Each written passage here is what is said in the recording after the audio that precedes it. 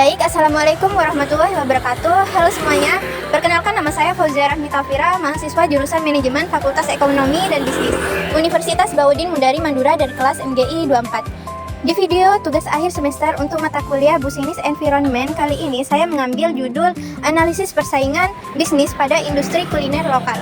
Sekarang saya lagi ada di depan warung KPK Jos, salah satu tempat makanan kuliner khas Madura yang punya menu salad lengkap di Sumeneb.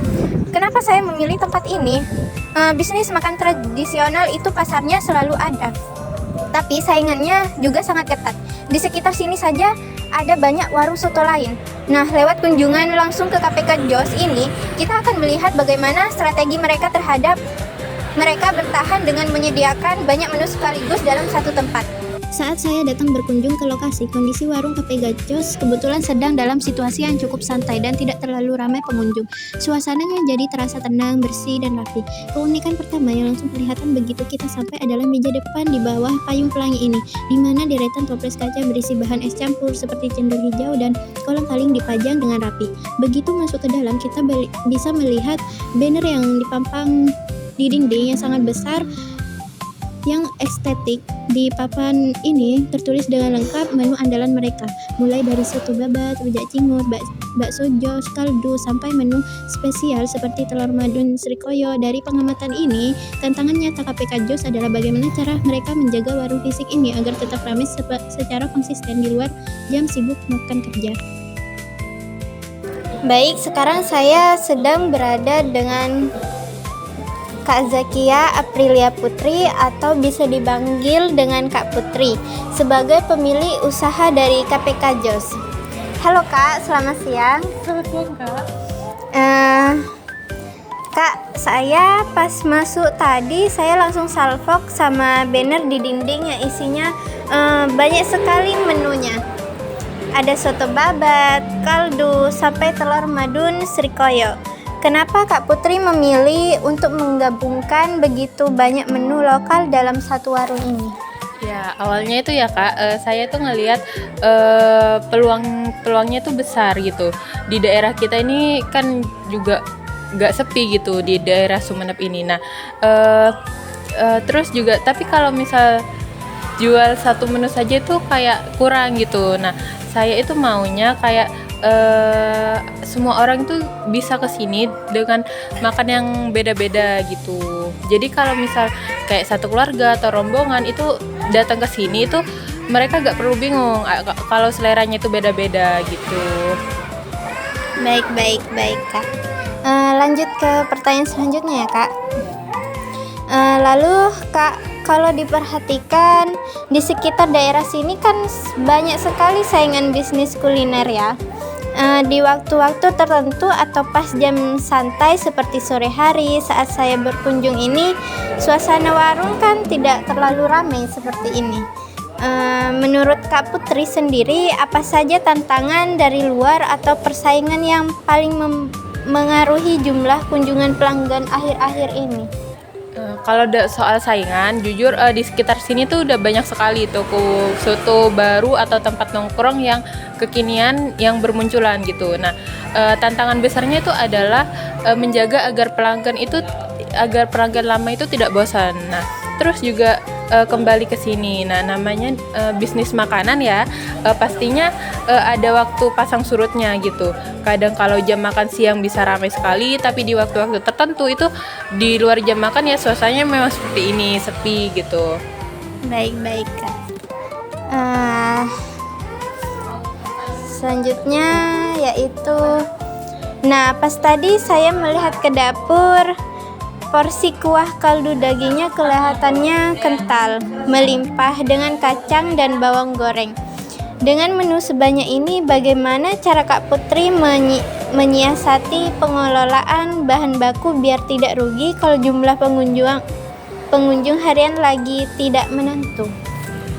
Iya, mengelola menu yang sebanyak ini itu kan memang gampang-gampang susah gitu. Nah, apalagi jumlah pembelinya itu setiap hari itu tidak menentu. Kunci utamanya itu ada di takaran resep dapur yang sudah kita standarkan gitu.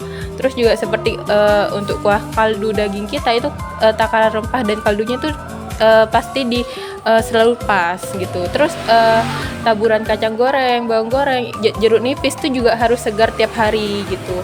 Terus untuk es campur seperti kayak ada cincau, terus juga kolang-kaling, saya juga itu siapkan dengan perkiraan jumlah yang pas berdasarkan rata-rata penjualan harian gitu, supaya rasanya itu tetap konsisten, enak, segar, dan setiap hari itu walaupun kondisi warung tuh lagi ramai atau sepi. Baik Kak.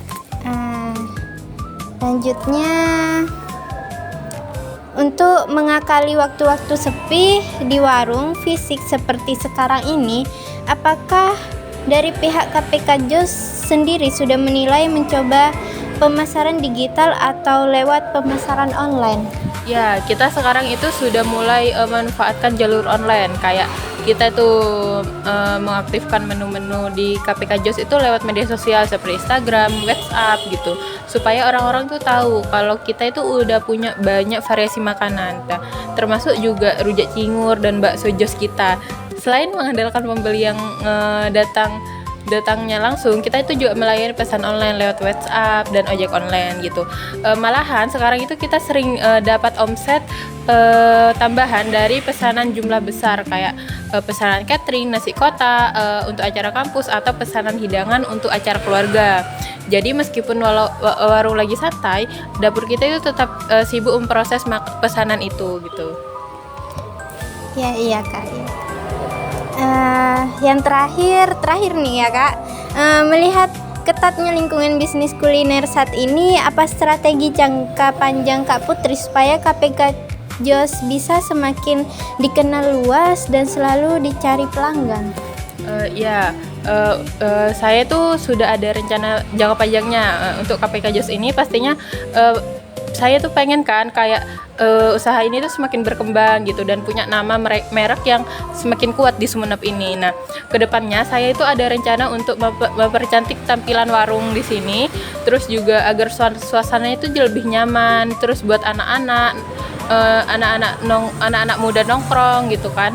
Terus kami juga berencana membuat paket menu hemat atau promo khusus pada jam-jam sepi supaya bisa menarik pelanggan gitu. Terus yang paling penting itu bagi saya itu adalah terus menjaga keramahan pelayanan sih, dan kebersihan warung, karena seketat apapun persaingan di luar sana itu kan kalau misal dari pelayanannya atau enggak dari warungnya yang dari pelayanan yang tidak ramah atau warungnya yang kurang bersih, kan pelanggan jadi gak mau balik lagi gitu. Baik Kak. Baik, itu saja hasil dari wawancara saya. Selanjutnya, dari kunjungan langsung dan obrolan saya dengan Kak Putri tadi, mari kita bedah usaha KPK JOS ini. Yang pertama yaitu analisis faktor dalam dan luar usaha. Faktor internal, keunggulannya menu beragam dan punya ciri khas sehingga pelanggan punya banyak pilihan. Lalu kelemahannya harus menyediakan banyak bahan segar setiap hari, jadi pengelolaannya lebih sulit. Lalu yang kedua yaitu faktor eksternal. Peluangnya masyarakat suka makanan berkuah sehingga permintaan cukup tinggi.